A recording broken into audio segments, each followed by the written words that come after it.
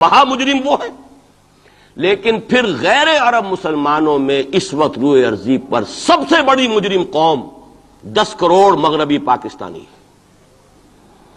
یہ میں ڈنکے کی چوٹ کہہ رہا ہوں اور بہت عرصے سے کہہ رہا ہوں، اس لیے کہ ہم وہ لوگ ہیں کہ جنہوں نے اسلام کے نام پر ملک بنایا۔ کوئی ملک دوسرا دنیا میں اس وقت اسلام کے نام پر نہیں بنا۔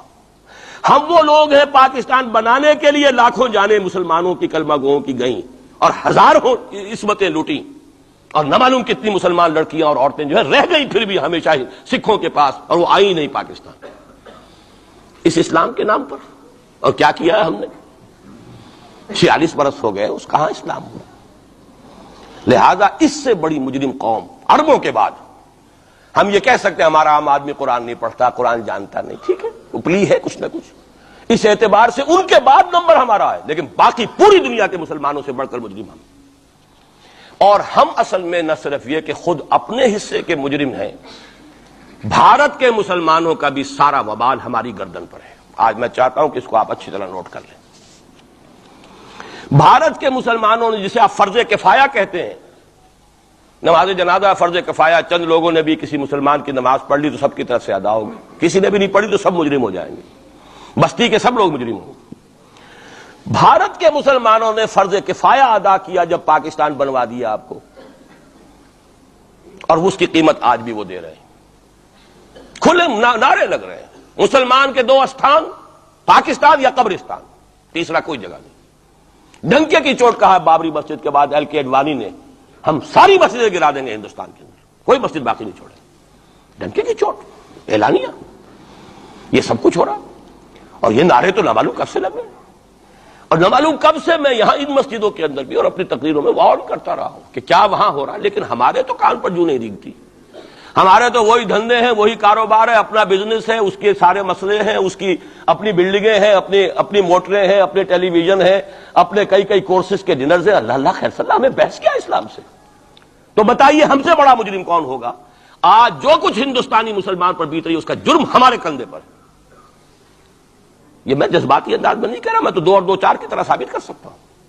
انہوں نے فرض کفایہ ادا کر دیا، اور اس وقت یاد کیجئے مولانا ابوالکلام آزاد، مولانا مدنی، جمعیت علماء ہند کے علماء اپنے تقدس اور اپنے تدین اور اپنے تقوی کے اعتبار سے انکویسچنیبل، کوئی شک و شبہ نہیں ہو سکتا ان کی نیت پر اور ان کے تقوی پر اور کردار پر۔ انہوں نے کیا کہا تھا؟ یہی کہا تھا کہ یہ پاکستان بنا کر تم مسلمانان ہند کو 3 حصوں میں تقسیم کر دو گے۔ 3 میں کہا تھا، 2 میں نہیں، 3 میں۔ حالانکہ بظاہر تو ایک پاکستان بن رہا تھا نا، لیکن یہ مولانا ابوالکلام آزاد کے الفاظ تھے کہ 25 برس سے زیادہ یہ 2 خطے یکجا نہیں رہ سکتے، اور 25 برس کیا، 24.25 برس میں ٹوٹ گیا پاکستان۔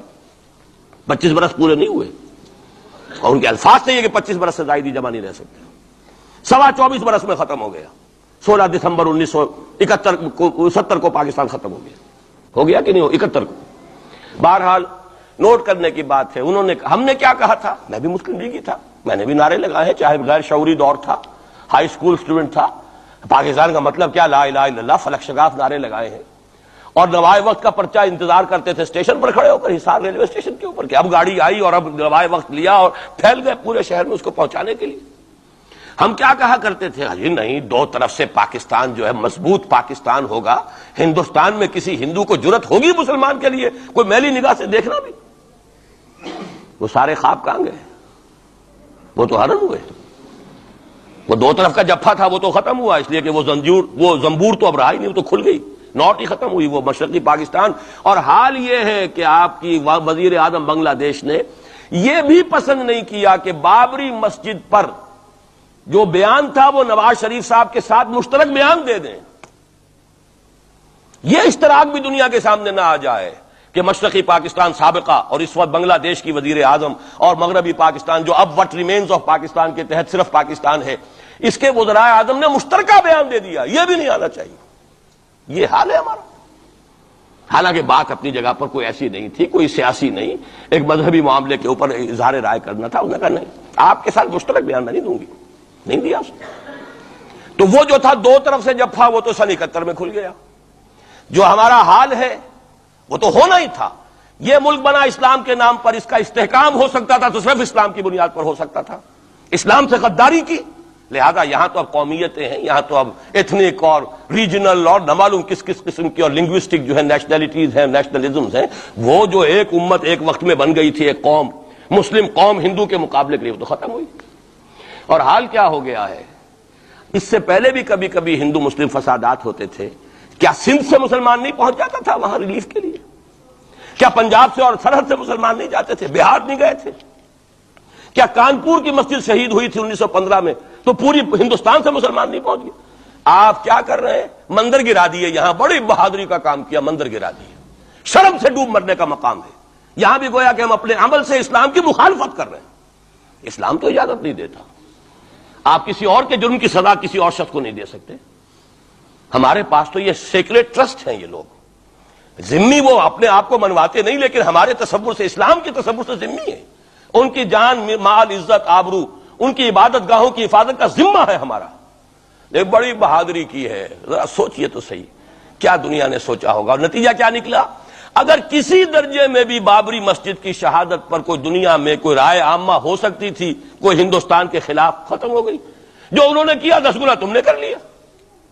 انہوں نے ایک مسجد گرائی ہے، تم نے اتنے 100 کہتے ہیں، پتہ نہیں، مجھے تو معلوم نہیں 100 گرائے کتنے گرائے ہیں، بہرحال جتنے مندر تھے تم نے گرا دیے۔ فرق کیا ہے؟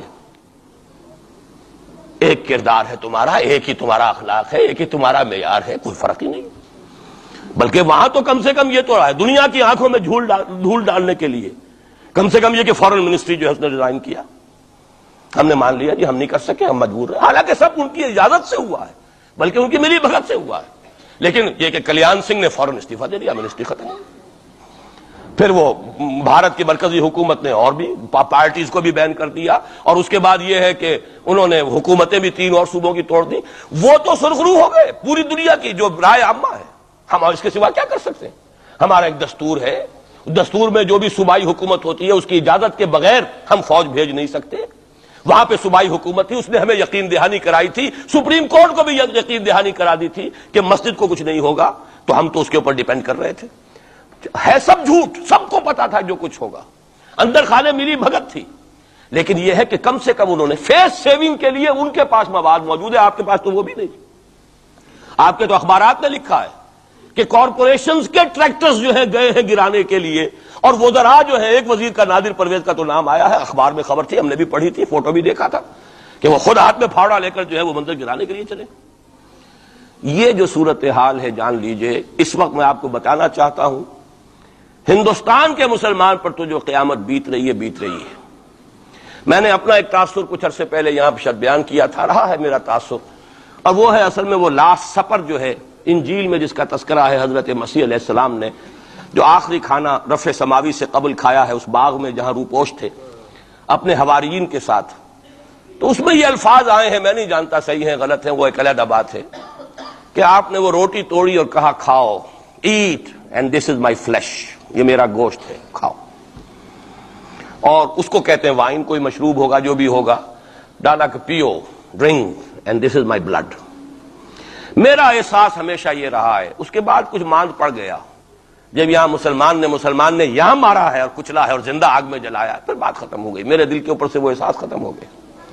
وہاں ہندو کے ہاتھوں جب مسلمان کے ساتھ یہ کچھ ہوتا تھا تو پھر جب میں کھانا کھاتا تھا محسوس کرتا تھا کہ میں ہندوستانی مسلمان کا گوشت کھا رہا ہوں اور ہندوستانی مسلمان کا خون پی رہا ہوں۔